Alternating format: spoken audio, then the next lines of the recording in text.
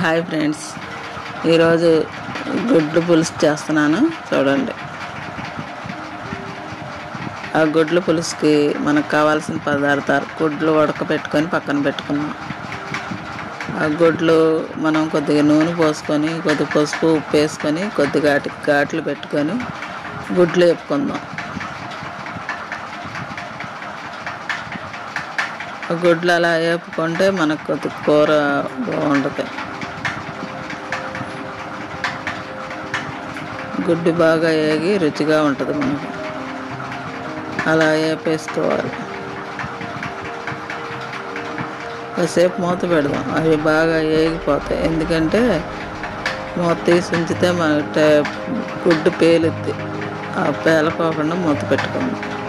వేగేటప్పుడు అవి విడిపోయి పేలుతూ ఉంటాయి. ఇప్పుడు చూసారా, లైట్గా వేగితే చాలు. అలా చూసి పక్కన పెట్టేసుకుందాం, ఒక గిన్నెలో పెట్టుకుందాం. చాలు అలా వేగితే సిమ్లో పెట్టుకొని వేపుకోవాలి. చూసారా, అలా వేగిపోయిన తర్వాత తీసేసుకొని పక్కన గిన్నెలో పెట్టుకుందాం. ఈ ఎగ్ పులుసుకి ఒక 2 పెద్ద ఉల్లిపాయలు కోసుకొని సన్నగా తరుక్కొని పక్కన పెట్టుకున్నాను నేను. 2 పచ్చిమిరపకాయలు వేసుకొని కొద్దిగా నూనె వేసుకొని, ఆ నూనె కాకుండా కొద్దిగా నూనె పోసుకొని ఆ ఉల్లిపాయ పచ్చిమిరపకాయలు 2 ఎండుమిరకాయలు గిల్లు వేసుకుందాం తాలింపుకి. కొద్దిగా ఆవాలుంటే సాయిపప్పు ఉంటే కొద్దిగా వేసుకోండి. ఎందుకంటే ఇది ఎగ్ పులుసు కదా, పులుసుకి మనకు ఎక్కువ ఏమీ అవసరం లేదు. ఆవాలు సాయిపప్పు ఉంటే చాలు. అలా ఆవాలు సాయిపప్పు వేసుకొని అవి కళాపలా వేగిన తర్వాత అవి బాగా వేగాలి. ఆవాలు వేగుతుంటే కమ్మటి స్మెల్ వస్తూ ఉంటుంది. అలా వేగిపోయిన తర్వాత చూసారా, ఎండుమిరకాయల రంగు మారుతూ ఉంటుంది. అప్పుడు మనం ఉల్లిపాయ తీసుకొని, ఉల్లిపాయ కోసుకున్నాం కదా సన్నగా తరిగాంగా, 2 ఉల్లిపాయలు 2 పచ్చిమిరపకాయలు అవి వేసేసుకుందాం. వేగిపోయినాయి. ఇప్పుడు మనం తీసుకొని అవి వేసేసుకోవాలి. కోసి పక్కన పెట్టుకున్నవి వేసేసుకుందాం అందులో.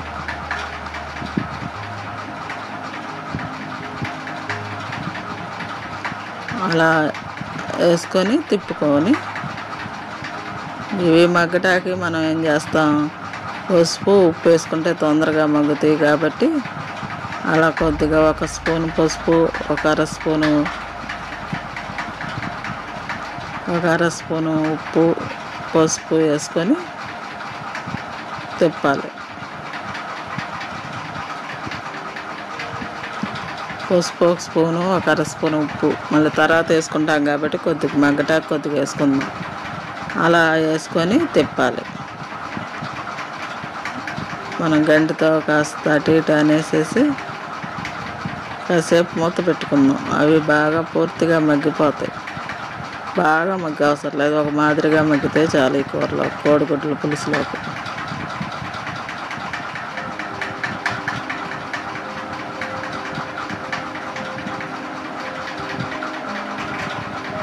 కాసేపు ఇంకా అలా చాలు. ఒక 5 నిమిషాలు అలా అనిపించేసి మూత పెట్టి తీసేసి, ఇప్పుడు దాంట్లో మనం అల్లం వెల్లుల్లిపాయ నూరు పక్కన పెట్టుకున్నాం కదా, అది వేసేసుకోవాలి.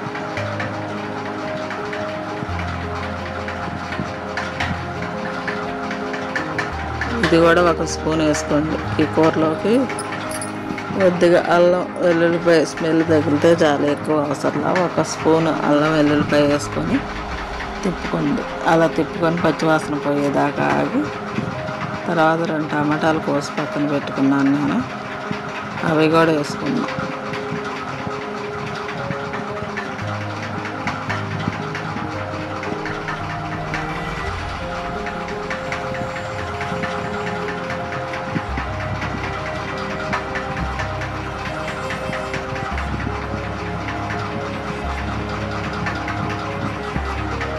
అలా మగ్గిపోవాలి. పచ్చివాసన అంతా పోయిన తర్వాత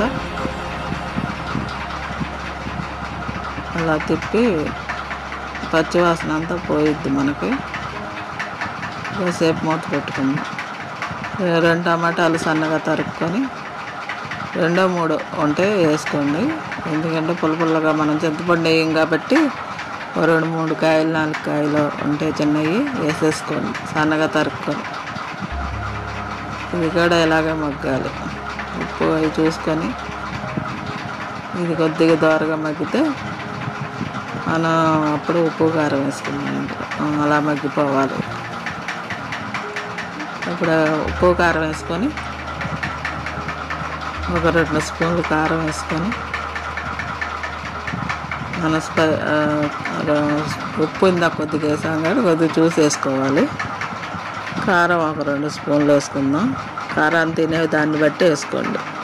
ఇది తక్కువ కావాలంటే తక్కువ వేసుకోండి. మేము ఎక్కువ తింటాం కాబట్టి నేను 2 స్పూన్లు వేసుకుంటున్నాను.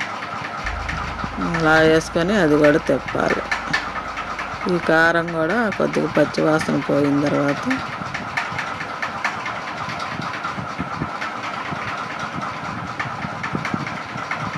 ఇది కూడా పచ్చి వాసన పోవాలి. మనం వేసే కారం కూడా పచ్చిగా ఉంటుంది.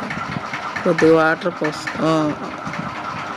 అల్లం వెల్లుల్లిపాయ నూరిన జార్లో కొద్దిగా వాటర్ పోసుకొని ఆ వాటర్ కొద్దిగా పోసేద్దాం. అందులో మనం గ్రేవీ కావాలి కదా, గుజ్జు, అందుకని వాటర్ పోసుకోవాలి. 1 గ్లాస్ వాటర్ పోసుకోండి. మీకు వద్దు అనుకుంటే వాటర్ ఆ గ్రేవీ గిన్నె కడిగిన నీళ్ళే సరిపెట్టుకొని గుడ్లు వేసుకోండి. నేను కొద్దిగా గుజ్జు కావాలి అంటున్నాను కాబట్టి గుజ్జు గ్రేవీ కావాలని కొద్దిగా 1 గ్లాస్ వాటర్ పోసుకుంటున్నాను. గుజ్జుగా కావాలి కాబట్టి నేను గ్రేవీ వాటర్ వేసుకొని అవి కొద్దిగా మరగనిచ్చిన తర్వాత ఆ వాటర్ కొద్దిగా ఉడికిన తర్వాత నేను ఎగ్స్ వేసుకుంటాను. ధనియాల పొడి ఉంటే వేసుకోండి.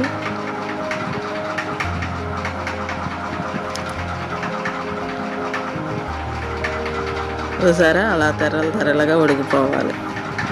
ఇప్పుడు మనం ఎగ్ వేసేసుకోవాలి.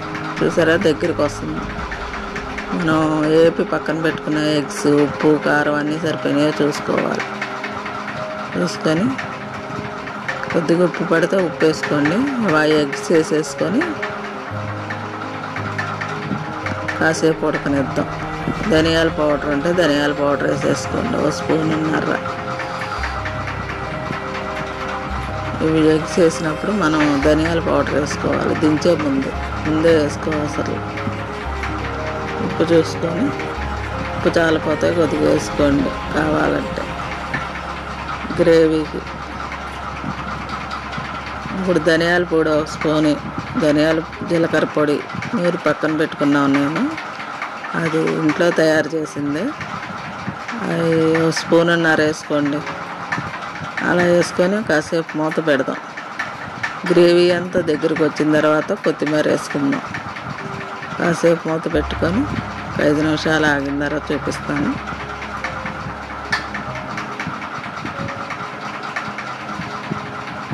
చూసారా అలా దగ్గరికి రావాలి. ఇప్పుడు కొత్తిమీర పెట్టుకొని ఆ కొత్తిమీర అంతా అలా వేసుకొని కాసేపు మూత పెడతాం. మళ్ళీ చూసారా ఫ్రెండ్స్, ఇంతే. ఈ కోడిగుడ్ల పులుసు కూడా ఇలా దగ్గరగా ఉడకబెట్టుకొని రెడీ అయిపోయింది. ఇదే ఫ్రెండ్, ఇలాగ వండుకోండి. నేను ఇలాగే వండుతాను. మీరు కూడా చూసి ఎలా ఉందో నేర్చుకోండి. చూసి నేను ఎలా చేశానో మీరు కూడా నాకు కామెంట్ రూపంలో చెప్పండి. ఒక గిన్నెలో సర్వ్ చేసుకున్నాను. చూడండి, చిక్కబడిన తర్వాత ఇలాగ వస్తుంది.